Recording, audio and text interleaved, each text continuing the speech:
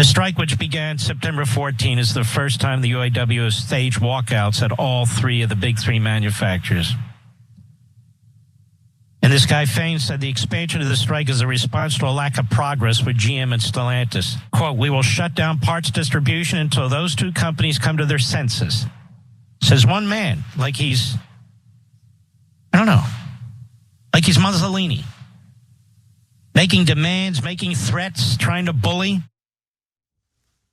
Like he's Mussolini, says conservative personality Mark Levin, who has chosen to take sides with the corporate CEOs of the car industry who collect $29 million in a single year in executive pay, while their workers had taken massive pay concessions following the 2008 economic collapse in order to save those very auto companies. Now those workers are striking, but Mark Levin can't have it. In fact, he believes that the president of the United Auto Workers, who is fighting on behalf of those workers, is basically a brutal dictator.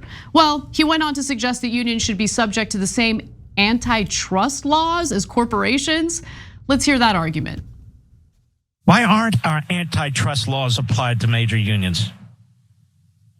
Why are they only applied to major corporations? What's in the best interest of 330 million Americans?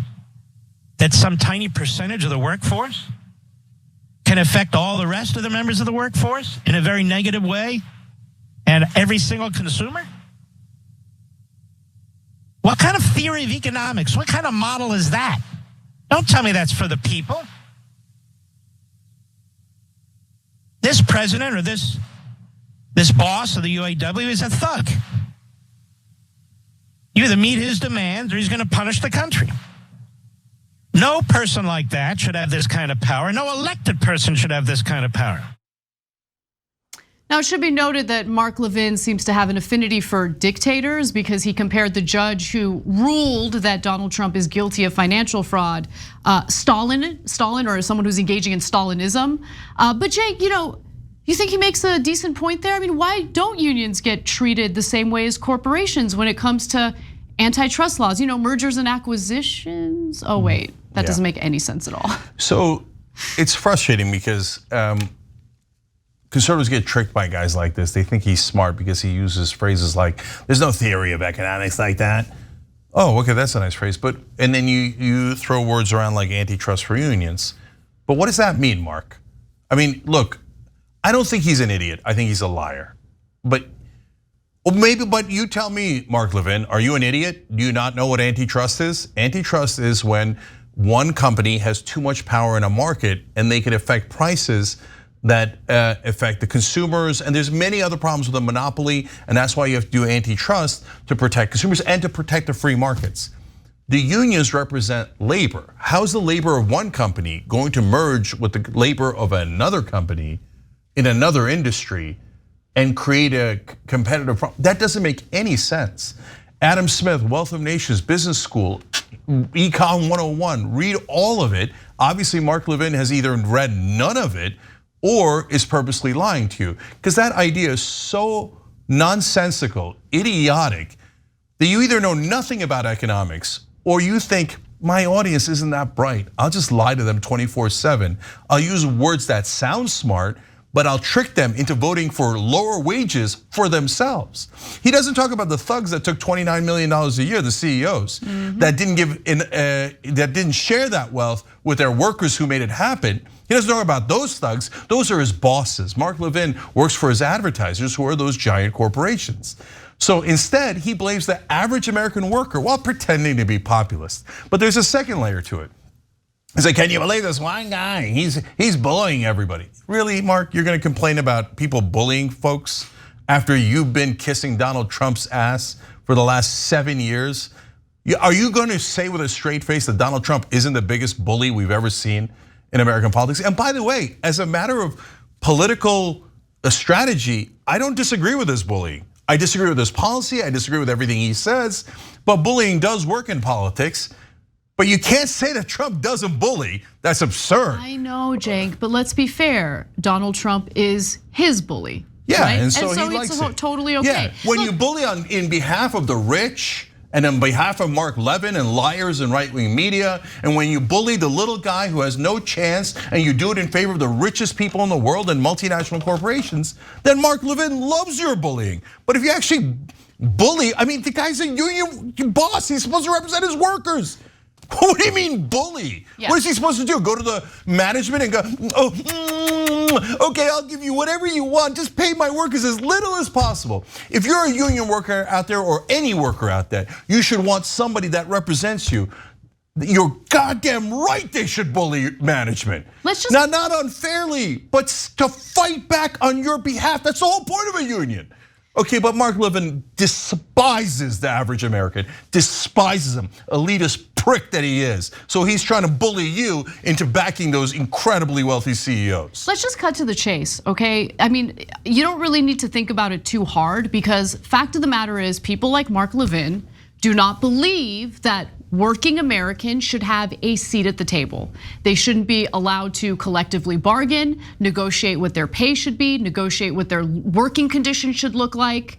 Now, there were no complaints when the workers were willing to take pay concessions in order to save these auto companies from going underwater, right? But now that these companies are doing real well, so well that their CEOs can get paid tens of millions of dollars every year, maybe it's time to share some of that wealth because it's not just the executives who run the business. It's the individuals who put in the hard work, the blood, sweat, and tears to manufacture and produce the very vehicles that are being purchased and that are driving the revenue and the profits in the big three, okay? So with that said, let's talk a little bit about how Mark Levin represents almost no one other than the corporate elite, because a new piece that came out in the Washington Post was really illuminating. It focused on Pennsylvania and how voters across the political aisle are absolutely united in their support for the UAW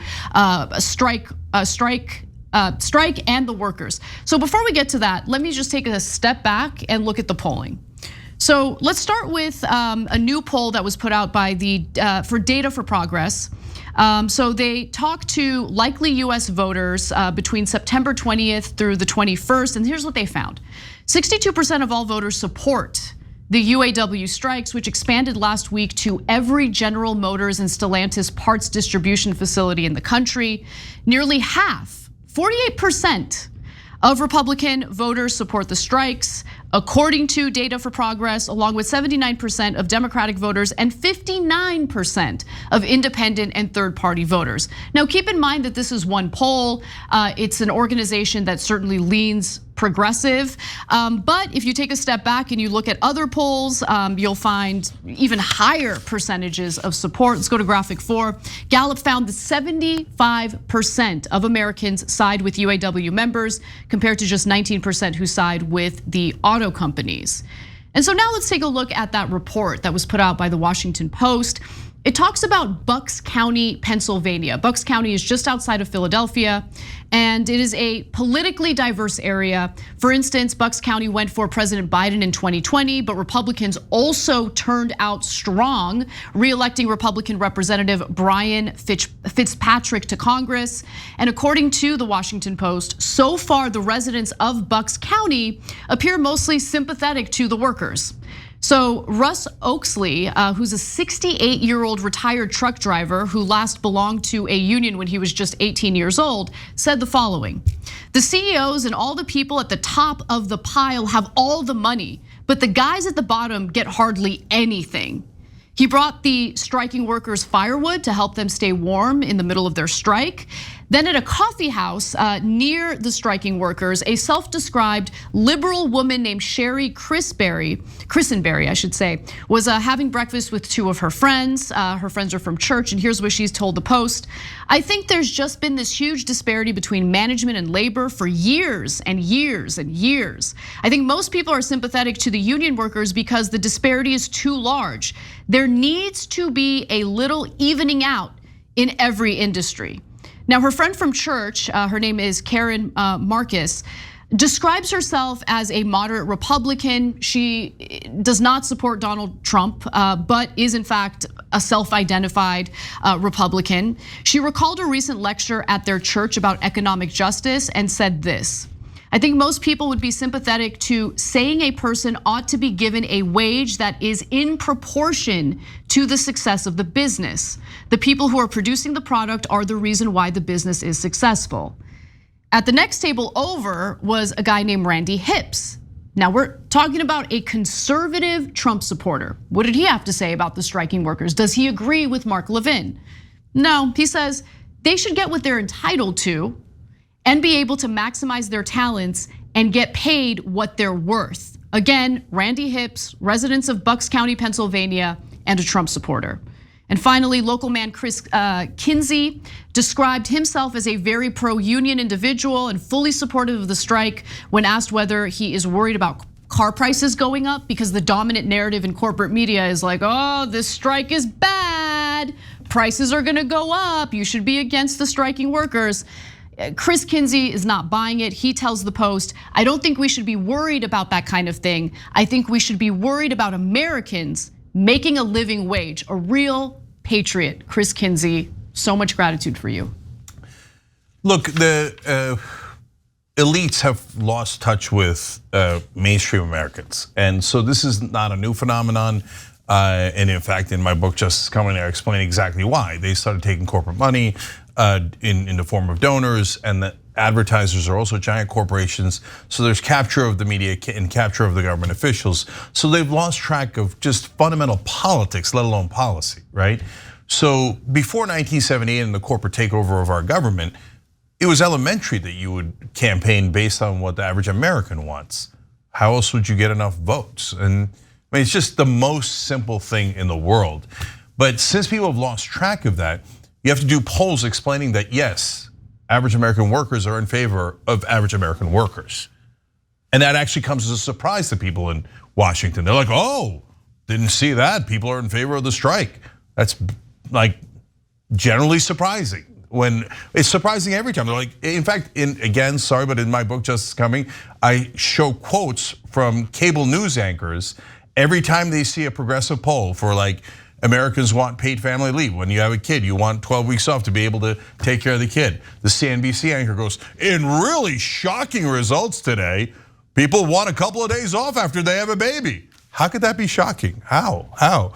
But so apparently Biden's woken up enough to realize you might want to stand up for the American workers because we're all American workers. And they know so many, guys, the second part of the problem is they know so many white collar workers, so many people in the professional class that a lot of them have forgotten about the rest of America. So, but this is a good thing for the Democrats and Biden to go in this direction. Yes, obviously support the average American workers. And the last part of the puzzle that's great is it gets idiots like Mark Levin and Trump and the Republicans to counterattack and makes them look like they're out of touch and against the average American worker. Easy. Thanks for watching. If you become a member, you get to watch all this ad-free, except for, of course, this ad. Still, hit the join button below.